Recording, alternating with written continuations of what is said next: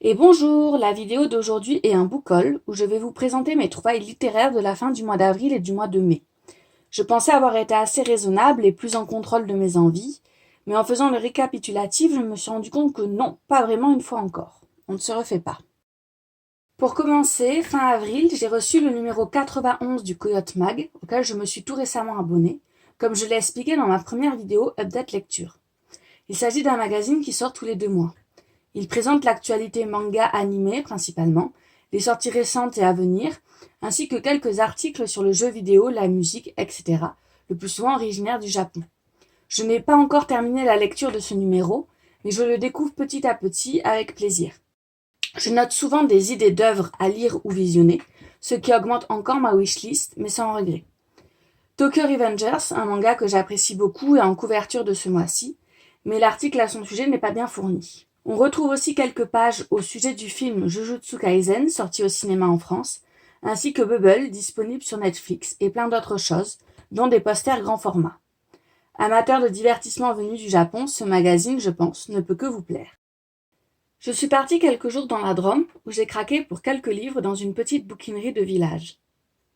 J'ai dans un premier temps acheté Les Liaisons dangereuses de Choderlos de Laclos, dans une très belle collection, Les romans éternels des éditions RBA, dont j'ai déjà pas mal de titres. C'est un classique que j'ai lu plusieurs fois et apprécie beaucoup, et dont je dois découvrir la version manga, comme dit dans mon précédent book haul. J'ai sauté sur l'occasion de l'avoir dans ma bibliothèque, dans une édition que j'espère garder longtemps et trouve vraiment magnifique.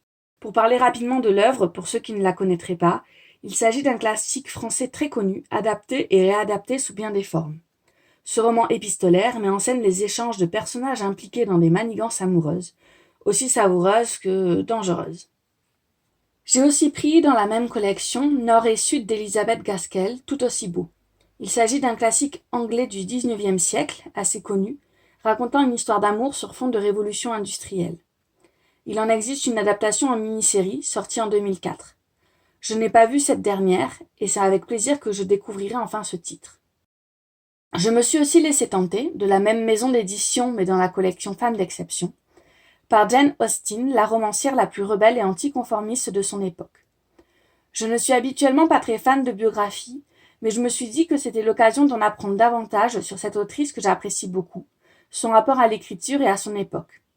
J'aurais éventuellement aimé mettre la main sur d'autres volumes, comme ceux consacrés à Marie Shelley ou Cléopâtre, mais je n'ai pas réussi à les trouver en ligne. Je garde l'œil ouvert. Encore une fois, chez les éditions RBA, mon dernier achat dans cette même bouquinerie a été Le Parasite et autres contes inquiétants par Arthur Conan Doyle de la collection des Maîtres du Fantastique. J'apprécie particulièrement cette collection, dont j'achète les titres qui m'intéressent à la pièce. Elle fonctionne, comme les deux précédemment cités, par abonnement ou achat en presse. Cela me permet d'avoir une jolie étagère de mes classiques fantastiques favoris et de pouvoir les redécouvrir quand je le souhaite. J'ai ici voulu lire Arthur Conan Doyle, l'écrivain des Sherlock Holmes, dans un autre registre, qui est donc la nouvelle fantastique. J'espère le faire rapidement et pouvoir vous en parler dans un prochain update lecture. J'ai aussi continué à suivre le rythme de parution de la saga fantastique du moment, Blackwater, par Michael McDowell, en me procurant les tomes 2, 3 et 4. J'aime beaucoup l'esthétique de cette très belle édition poche par Monsieur Toussaint Louverture, et, assez convaincu par le premier tome, compte bien découvrir la saga dans son entièreté. Oui, le beau visuel joue beaucoup, je dois l'avouer, mais le récit a aussi beaucoup de charme et la lecture en est fluide et plaisante. On y suit les habitants de la petite ville américaine de Perdido, secoués par la violence d'une crue, qui saluera la venue d'une étrange jeune femme bien décidée à bouleverser leur quotidien. Entre feuilleton familial et mystère fantastique, le 6e et dernier tome est prévu pour juin. J'ai ensuite commandé le 2e tome d'Anne de Lucy Maud Montgomery, Anne d'Avonlea, saga aussi publiée chez Monsieur Toussaint Louverture. Je suis en train de lire le premier tome, dont je parlerai en update lecture, et ai tout de suite voulu mettre la main sur la suite. Encore une fois, je suis tout simplement amoureuse de la beauté de ces éditions, et espère que Monsieur Toussaint Louverture nous proposera d'autres merveilles de ce genre à l'avenir. De la même collection, j'ai dans ma bibliothèque Souvenirs de Marnie, lui aussi magnifique, autant au niveau du texte que de l'objet livre en lui-même. Je vous le recommande et espère avoir l'occasion d'en parler davantage un jour sur la chaîne. J'ai ensuite fait l'achat d'Asexualité, Comprendre l'orientation invisible par Julia Sondra Decker, publié en 2021 chez Améthyste Éditions. Concernée par la question, je souhaite en apprendre davantage et ce livre me paraît être assez intéressant et complet, abordant les principes de ce qu'est la sexualité, ses nuances, les problèmes auxquels les personnes asexuelles peuvent être confrontées, ainsi que des conseils et autres ressources à consulter. Ce mois-ci, j'ai découvert la chaîne YouTube des Livres de la Crypte, qui parle principalement de ses lectures horrifiques. Dans l'une de ses vidéos, elle présente Creepypasta, une anthologie, qui m'a tout de suite tentée. Je suis intéressée par le sujet, même si je n'y connais pas grand-chose, et ce livre sera l'occasion de passer quelques moments frissonnants. Il semble proposer des nouvelles parmi les plus marquantes écrites autour des légendes urbaines, et autres terreurs ayant vu le jour sur Internet. C'est très rare que je lise des livres auto-publiés, ayant eu pas mal de déceptions et assez convaincue par l'importance du travail éditorial, mais je prends le risque avec celui-ci. On verra bien ce que ça donne, je suis plutôt optimiste.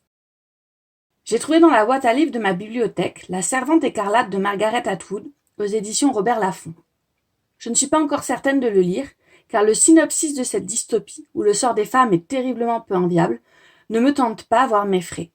Je le donnerai peut-être à quelqu'un plus intéressé que moi à l'avenir, si je ne suis vraiment pas décidée à sauter le pas.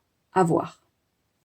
Pour terminer, j'aimerais vous parler de livres qui n'en sont pas vraiment, mais plutôt des cahiers de coloriage. C'est une activité que je trouve assez satisfaisante et qui peut donner de très jolis résultats.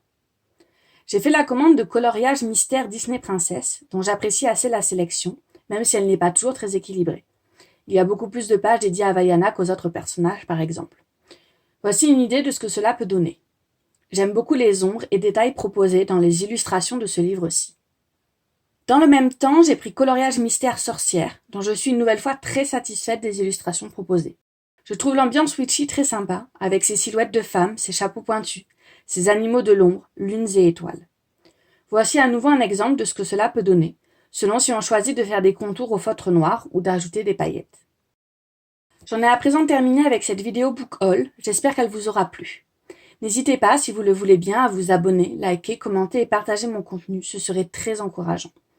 Je vous souhaite de belles découvertes littéraires et vous dis à très bientôt pour une nouvelle vidéo. Bye bye.